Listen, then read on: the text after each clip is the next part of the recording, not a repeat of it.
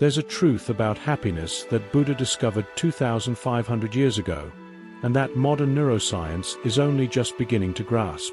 A truth so counterintuitive that it challenges everything we've learned about pursuing happiness.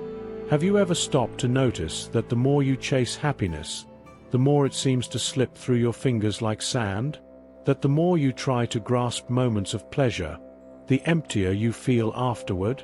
Once upon a time, a wise man watched a turbulent river. The people on the bank stretched out their hands, trying to capture the flowing water, but the more they tried to grab it, the faster it escaped. He smiled gently and whispered, "They don't realize they're already in the river." This wise man was Lao Tzu, and today he will be our guide to understanding what Buddha really taught about finding happiness. I'll reveal the invisible mistake 99% of people make in their pursuit of happiness. A mistake so subtle it goes unnoticed, yet it turns every genuine pursuit into a never-ending race. What's more, you'll discover why silence can be your most powerful source of lasting joy, something Buddha practiced in his deepest meditations, and which neuroscience confirms through studies of neural networks. Prepare to question everything you believed about happiness. Axiom Sage presents Buddha's timeless wisdom on how to find true happiness. A journey that will forever transform your understanding of what it means to live with genuine and lasting joy. How many mornings have you woken up with that empty feeling in your chest, even after a night of entertainment? How many times have you bought something hoping it would make you happy, only to feel the same emotional hole a few weeks later? If you've ever thought, "I should be happy with everything I have, but something is missing," you're not alone. Millions of people around the world experience this same silent anguish, this endless race after something that always seems to be one step ahead. Lao Tzu teaches us that this frantic search is like trying to hold back the wind. The more force we apply, the more it escapes. Buddha, in his infinite wisdom, realized something revolutionary. It is not the lack of happiness that makes us unhappy, but our mistaken way of seeking it. Shantideva, the great Buddhist master, compared the undisciplined mind to a wild horse. Without taming it, we will never reach our desired destination. Have you ever wondered why some moments of genuine happiness arise precisely when we're not looking for them? Why the most wonderful laughter happens spontaneously, while forced happiness sounds hollow and artificial? There's an ancient secret behind this, an understanding Buddha gained under the Bodhi tree that can completely transform your relationship with joy. But before I reveal this secret, I need to ask you an honest question. How many times have you fallen into the trap of confusing pleasure with happiness? Write in the comments. Once, twice, or countless times. Because this confusion is the first obstacle we need to dismantle together.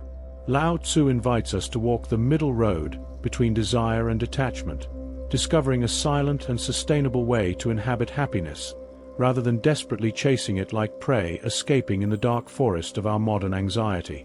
Imagine two people. The first wakes up every day checking social media, comparing their life to the edited moments of others, consuming content that promises instant happiness, buying products that supposedly fill their inner emptiness. They live on an emotional roller coaster, peaks of pleasure followed by valleys of anxiety and dissatisfaction. This person represents most of us, trapped in what Buddha called the wheel of suffering. The second person also has challenges, financial problems, complex relationships, moments of sadness. But something is different. She doesn't chase happiness as if it were a lost object. She has learned the secret I will reveal shortly, an insight so simple that almost no one believes it until they experience it firsthand. Lao Tzu observed that emptiness is more useful than fullness, and Buddha understood that pleasure is like a flame. It warms for a moment, but burns out when we try to hold it. The fundamental difference between these two people lies not in external circumstances, but in the understanding of a counterintuitive truth. Happiness is not achieved, it is revealed. It is not added to life. It is discovered by removing the obstacles that obscure it. It's like wiping dust off a mirror. The ability to reflect was always there. It was just obscured by layers of social conditioning and unrealistic expectations. Have you noticed how our society has turned happiness into a competitive race? We need to be happier than yesterday, more fulfilled than our neighbors, more satisfied than our past selves. Shantideva warned that envy and comparison steal joy before it even blossoms in our hearts. It's like planting a seed and digging it up every day to check if it's growing. The compulsive checking itself prevents natural flowering. Modern neuroscience confirms what Buddha intuited. Our brains are wired for survival, not sustainable happiness. The dopamine system generates momentary spikes of pleasure, but these spikes build tolerance. We need more and more stimulation to feel the same satisfaction. That's why the first ice cream of the summer is magical, but the 10th doesn't bring the same joy. That's why the first like on a post moves us, but then we need hundreds to feel the same pleasure. Do this exercise with me now. For 30 seconds, stop trying to be happy. Literally. Stop searching, stop chasing, stop forcing any positive feelings. Just notice what happens when you're not in happiness hunting mode. Often, a subtle sense of relief arises, like taking off tight shoes after a long day. This relief is a taste of what Buddha called the cessation of suffering, the first step to true joy that doesn't depend on external circumstances to exist. Now I will reveal the 3 fundamental pillars Buddha identified for transforming our relationship with happiness. The first pillar is understanding the difference between pleasure and joy. Lao Tzu taught that he who is content is truly rich, and Buddha demonstrated why pleasure leaves us always wanting more, while genuine joy is self-sustaining without relying on external fuel. Pleasure depends on external circumstances, a compliment, a purchase, a new experience, a romantic conquest. It's like feeding a fire with kindling. It offers momentary warmth but requires constant fuel to stay afloat.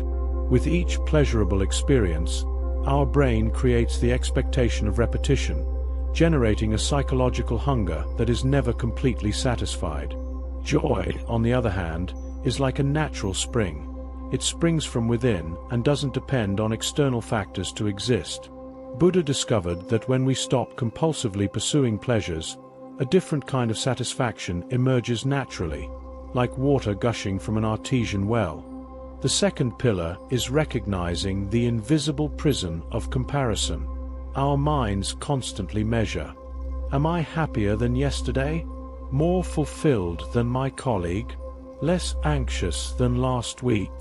Is my life more interesting than the people I see on social media? Lao Tzu observed, when you are content to be just yourself, everyone will respect you. Comparison turns happiness into an unwinnable competition, because there will always be someone who seems happier, more fulfilled, more at peace. It's like running on a treadmill that accelerates with each step. The harder we run, the faster we need to go to avoid falling. Shantideva taught a transformative practice. Instead of envying others' happiness, rejoice in it.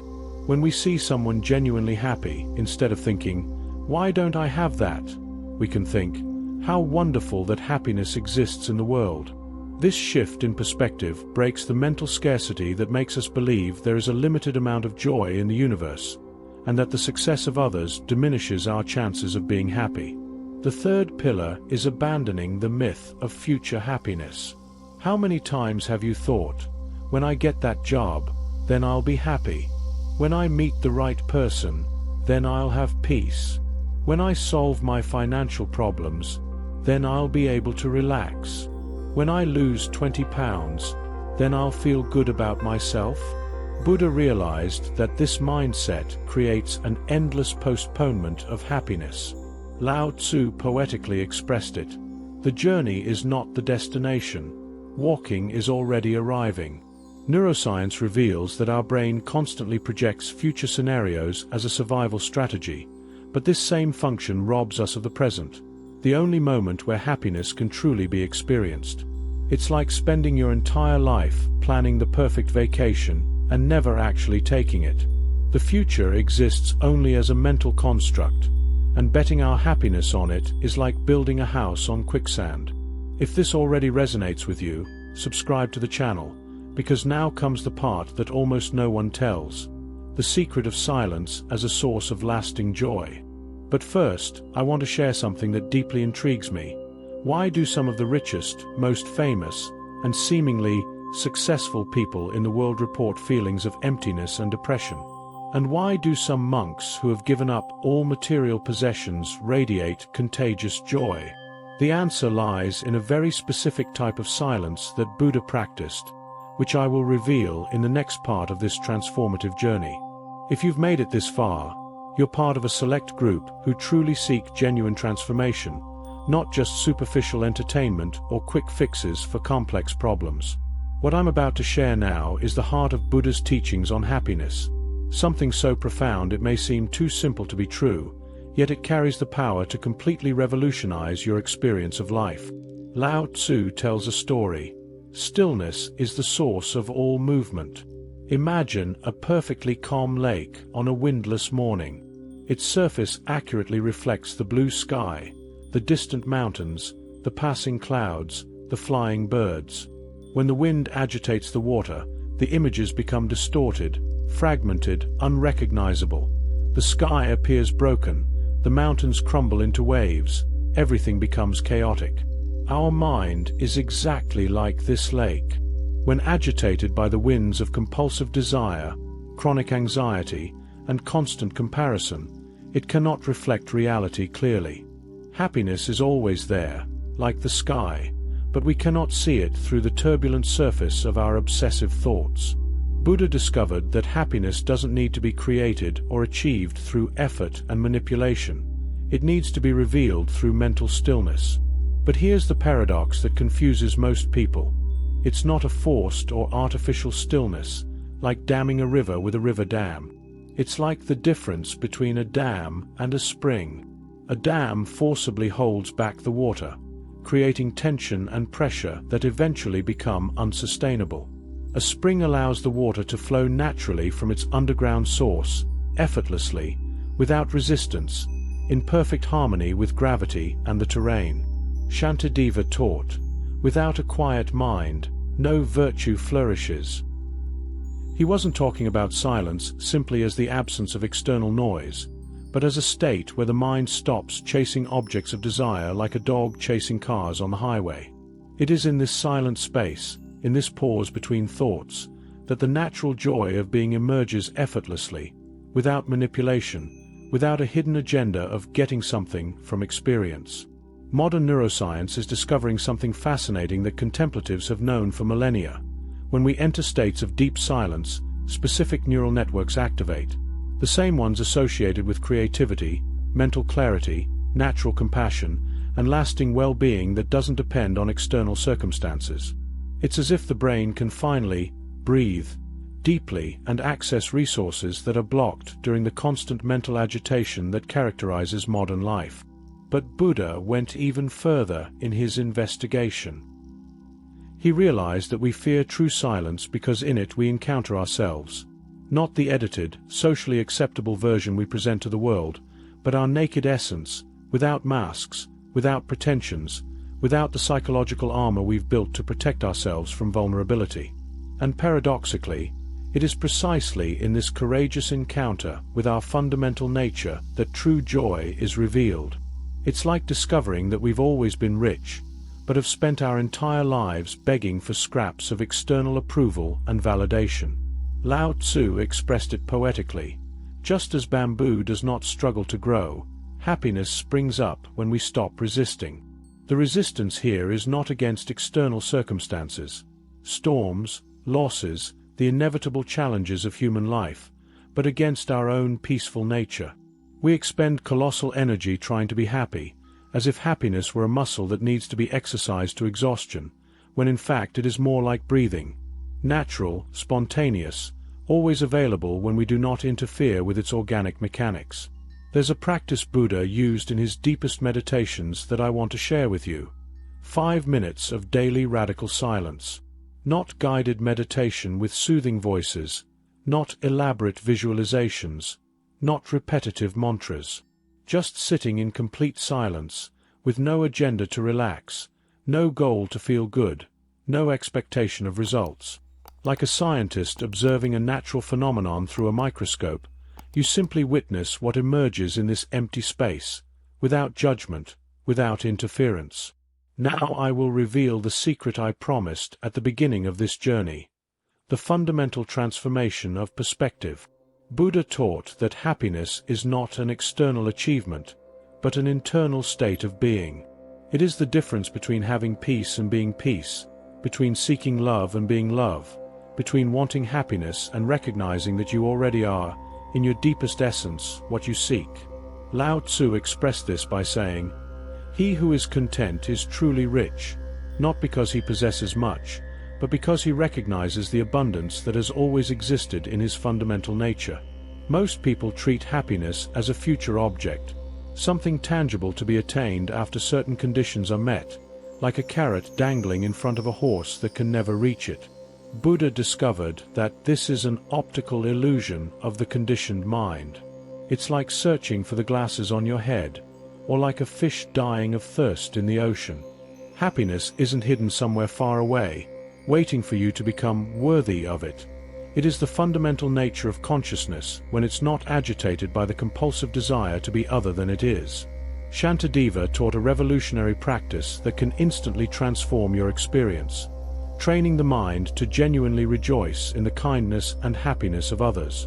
When we see someone thriving, whether in relationships, career, health, or inner peace, instead of automatically comparing ourselves to their situation or feeling that subtle pang of envy, we can consciously rejoice in their success. This practice dismantles the subconscious belief that happiness is a scarce resource in the universe, as if there were a limited amount of joy available, and the success of others diminishes our chances of being happy. I'll give you a practical exercise that can immediately transform your experience.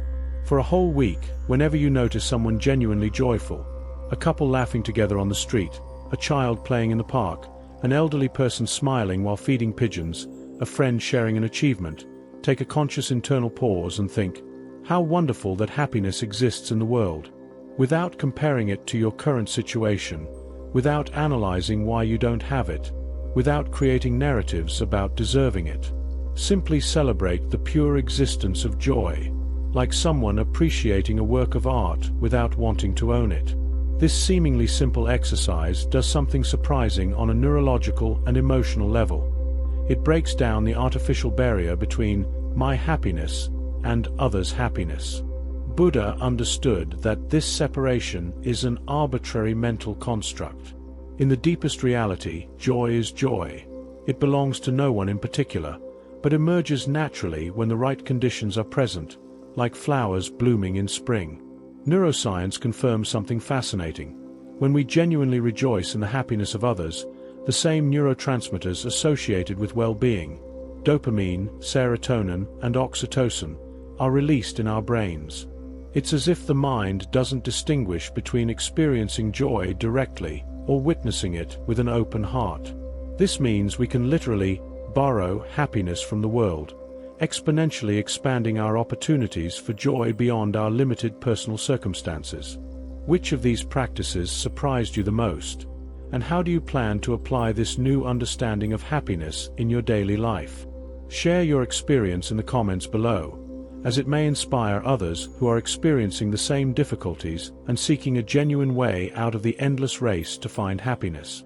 We have reached the heart of the Buddha's revelation 2,500 years ago that forever changed the course of human spirituality.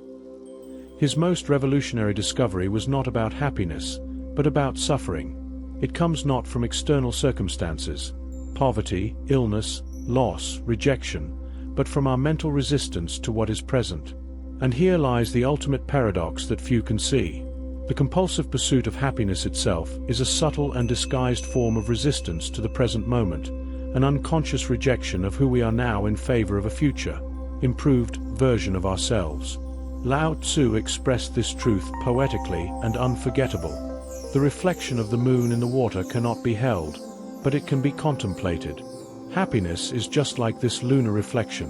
When we try to grasp it with the hands of ambition and desire, It shatters into 1,000 pieces and disappears through our fingers.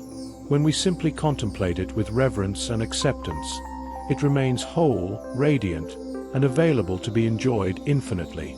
The ultimate truth Buddha discovered under the Bodhi tree is simultaneously simple and revolutionary. You don't need to find happiness because you never truly lost it. You just need to stop looking for it in the wrong places. In the next relationship, the next promotion, the next purchase, the next achievement that will finally complete your life.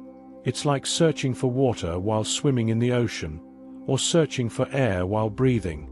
Buddha realized that the fundamental nature of consciousness, when not artificially agitated by the waves of desire and aversion, is naturally peaceful, naturally content, naturally joyful.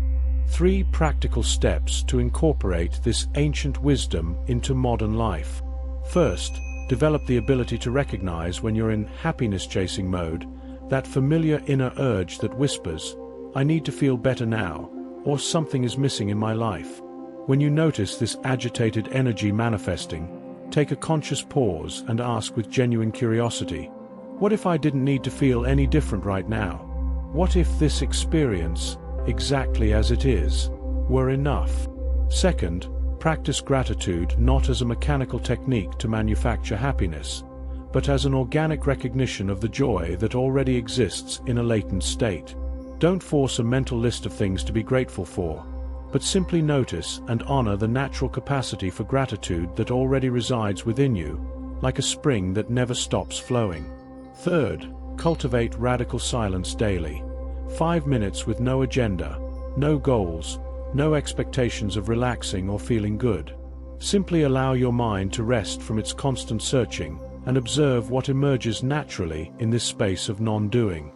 Most people will spend their entire lives chasing a happiness that has always been available in their deepest nature, like someone running through the desert searching for water while carrying a well within their heart. But you don't have to be the majority. Buddha taught us that ceasing the search isn't giving up on happiness. It's allowing it to reveal itself as it always has. Natural, spontaneous, unconditional.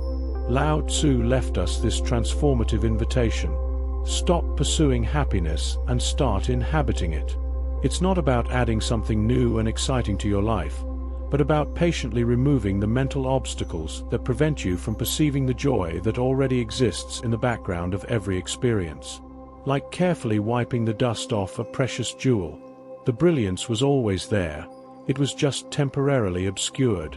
Your first step is simple but powerful. Today, when you find yourself chasing some external experience to feel better, take a short, sacred pause. Take 3 deep breaths and tenderly ask, what if the joy I seek were already here right now, just waiting for me to stop looking and start noticing? If this video touched you deeply, if it helped you see your own compulsive search for happiness in a new light, subscribe to the channel and activate the bell so you don't miss the next lessons. But more important than any digital action, share this wisdom with someone who may be lost in the endless race for happiness. Sometimes, a word at the right moment can change a whole life and awaken someone from the dream that happiness is something to be achieved. In the comments, write a single word that best describes how you feel after this discovery. And remember the eternal wisdom. The journey of 1,000 miles begins with a single step. The courageous step of stopping racing against life and starting to walk with it, not as an adversary to be vanquished, but as a partner to be danced with. In the next video, I'll reveal how Lao Tzu's wisdom on detachment can free you from the invisible emotional prisons you don't even realize you're carrying. A discovery that can transform not only how you feel, but also how you relate to existence itself. Until then, carry this truth in your heart. You already are what you seek. Buddha knew this. Now you know it too.